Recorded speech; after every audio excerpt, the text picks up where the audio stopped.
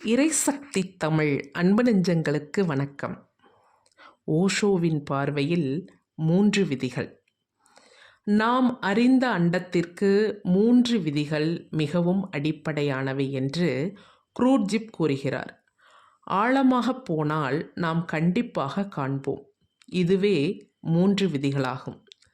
கிறித்தவர்கள் இதை கடவுளெனும் தந்தை, ஜீசஸ் எனும் மகன், புனித ஆவி என்று மூவராக அழைத்தனர்.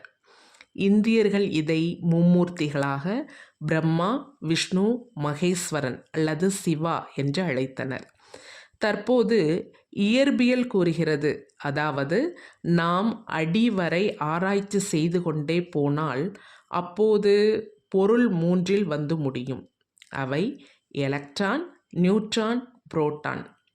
கவிஞர்கள் சொல்கிறார்கள், அதாவது நாம் ஆழமாக மனிதனின் நுண் உணர்வை தேடிச் சென்றால் அப்போது அங்கு சத்தியம், சிவம், சுந்தரம், அதாவது உண்மை, நன்மை, அழகு என்பதே இருக்கிறது. மனித உணர்வு இந்த 3இன் அடிப்படையிலேயே இருக்கிறது. மறைஞானிகள் சொல்லியிருக்கிறார்கள், நாம் பரவசத்தை, சமாதியை ஆராய்ந்து பார்த்தால் அப்போது அங்கு சத், சித், ஆனந்தம், அதாவது இருப்பு நிலை, தன்னுணர்வு, ஆனந்தம் ஆகியவையே இருக்கின்றன. முழு மனித உணர்வு நிலையிலும் எந்த பரிமாணத்தில் அது வேலை செய்த போதும் இந்த 3 விதிகளுக்கே வந்து சேர்ந்துள்ளது. ஓம் என்பது இந்த 3 விதிகளின் சின்னம். அ, உ, இம் இவையே 3 அடிப்படை ஓசைகள். அணு ஓசைகள் என்று நீ அவற்றை அழைக்கலாம். இந்த 3 ஓசைகளும் ஓம் என்பதில் இணைந்துள்ளன. எனவே ஓம் என்பது முழுமைக்கு அருகாமையில் உள்ளது. அதற்கு சற்று பின்னால் முழுமை இருக்கிறது, அறியாதது இருக்கிறது. ஓம் என்பதே ஓசைகளை பொறுத்தவரையில் கடைசி நிறுத்தம் ஆகும். நீ ஓம் என்பதை கடந்து சென்று விட்டால் நீ ஓசைகளை கடந்து சென்று விடுவாய்.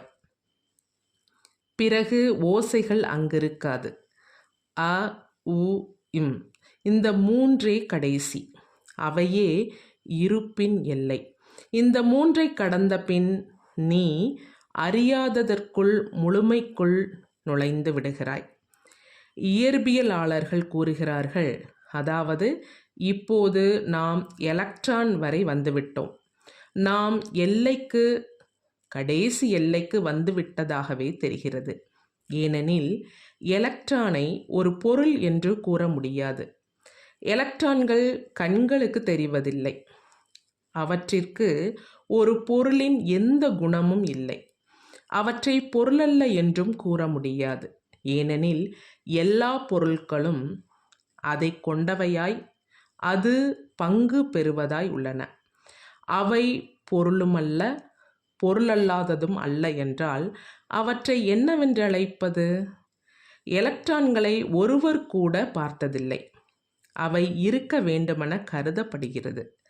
அவை இருப்பது கணக்கியல் ரீதியாக ஏற்றுக்கொள்ளப்பட்டுள்ளது.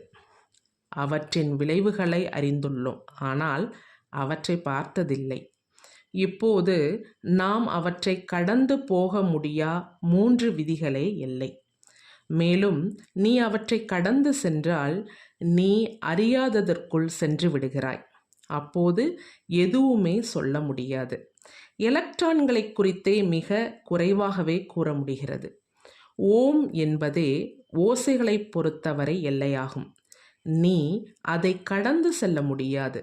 அதனால்தான் ஓம் இந்தியாவிலும் உலகம் முழுவதிலும் அதிக அளவு பயன்படுத்தப்படுகிறது.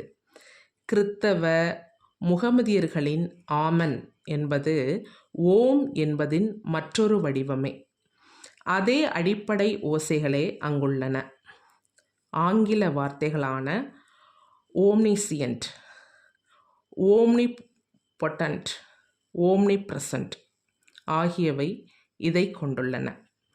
முற்பகுதியான ஓம்னி என்பது ஓம் என்பதிலிருந்தே வந்ததே. எனவேதான் ஓம்னிப்ரசன்ட் என்பதன் பொருள் பிரபஞ்ச இருப்பு எங்கும் இருப்பதை குறிக்கிறது. ஓம்னிபொட்டன்ட் என்பதன் பொருள் முழுமையின் சக்தி உள்ள ஒன்றை குறிக்கிறது. ஓம்னிசியன்ட் என்பதன் பொருள் முழுமையை. ஓம் என்பதை 3 விதிகளை பார்த்த ஒன்றை குறிக்கிறது. முழு பேரண்டமும் அதன் கீழ் வந்துவிடுகிறது. கிறித்தவர்களும் முகமதியர்களும் தங்களது பிரார்த்தனைக்கு பின் ஆமென் என்பதை பயன்படுத்துகிறார்கள். ஆனால் இந்துக்கள் இதிலிருந்து ஒரு முழு விஞ்ஞான அறிவை எடுத்து கொண்டுள்ளனர். ஓசைகளின் விஞ்ஞான அறிவை எப்படி நிலை கடந்து செல்வது ஓசையை என்ற விஞ்ஞான அறிவை பெற்றுள்ளனர். மேலும் மனம் ஓசை என்றால் அப்போது மனமற்ற நிலை கட்டாயமாக ஓசையற்ற தன்மை அல்லது ஓசை நிறைந்த தன்மை, இரண்டிற்கும் அர்த்தம் ஒன்றேதான். இது புரிந்து கொள்ளப்பட வேண்டும். நீ முழுமையை வெளிப்படுத்த முயற்சிக்கும்போது நீ ஒரு ஓசையை ஓம் என்பது போல மெதுவாக உச்சாடனம் செய். ஒரு ஓசையை உச்சாடனம் செய்வது என்பது ஒரு மிக நுட்பமான விஞ்ஞானம். முதலில் நீ அதை சத்தமாக வெளிப்புறத்தில் உச்சாடனம் செய்ய வேண்டும். அப்போது மற்றவர்களும் அதை கேட்க முடியும். சத்தமாக ஆரம்பிப்பதே நல்லது. ஏனென்றால் நீ சத்தமாக உச்சாடனம் செய்யும்போது நீயும் அதை தெளிவாக கேட்க முடிகிறது. ஏனெனில் நீ சொல்வது எதுவாக இருந்தாலும் அது மற்றவர்களிடம் சொல்வதாகவே இருக்கிறது. இதுவே உனக்கு பழக்கமாகிவிட்டது. நீ எப்பொழுது பேசினாலும் நீ மற்றவர்களிடம்தான் பேசுகிறாய். மேலும் நீ பேசுவதை நீ கேட்க முடிவது நீ மற்றவர்களிடம் பேசும் பொழுது மட்டுமே. எனவே உனது பழக்கத்திலிருந்து துவங்கு. ஓம் என்ற ஓசையை உச்சாடனம் செய். பிறகு கொஞ்சம் கொஞ்சமாக அந்த ஓசையுடன் இசையாக உணர். நீ ஓம் என்ற ஓசையை உச்சாடனம் செய்யும் பொழுது அதனால் நிரம்பு. மற்ற எல்லாவற்றையும் மற. ஓம் என்பதாகவே மாறு. அந்த ஓசையாகவே மாறு. மேலும் ஓசையாக மாறுவது மிகவும் சுலபமானது. ஏனெனில் ஓசை உனது உடலின் மூலம், உனது மனதின் மூலம், உனது முழு நரம்பு மண்டலத்தின் மூலம் அதிரக்கூடியது. ஓம் என்பதன் அதிர்வை உணர். அதை உச்சாடனம் செய். மேலும் உன் உடல் முழுவதும் அதனால் நிரம்பியிருப்பது போலவும் ஒவ்வொரு அணுவும் அதனோடு சேர்ந்து அதிர்வடைவது போலவும் உணர். உச்சாடனம் செய்வது என்பது உள்ளே இசைவதாகும். அந்த ஓசையோடு உன்னை லயப்படுத்திக்கொள். அந்த ஓசையாக மாறு. அதன் பிறகு அந்த ஓசைக்கும் உனக்கும் இடையில் ஆழமான ஒத்திசைவை நீ உணரும் பொழுது நீ ஒரு ஆழமான நேசத்தை அதனிடம் வளர்த்து கொள்வாய். அந்த ஓசை மிக அழகாகவும் மிக உயர்ந்த சங்கீதமாகவும் ஆகிவிடும்.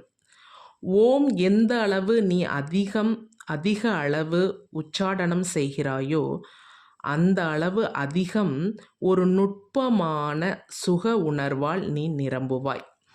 ஓம் என்பது ஒரு மிக சுகமான ஓசை, மிகவும் தூய்மையானது. அதை உச்சாடனம் செய். அதனால் நிரம்பி இரு என்கிறார் ஓஷோ. இந்த பதிவு உங்களுக்கு பிடிச்சிருந்ததுன்னா லைக் பண்ணுங்கள், சப்ஸ்கிரைப் பண்ணுங்கள், மறக்காமல் பெல் ஐக்கானை கிளிக் பண்ணுங்கள். நன்றி. வாழ்க வளமுடன்.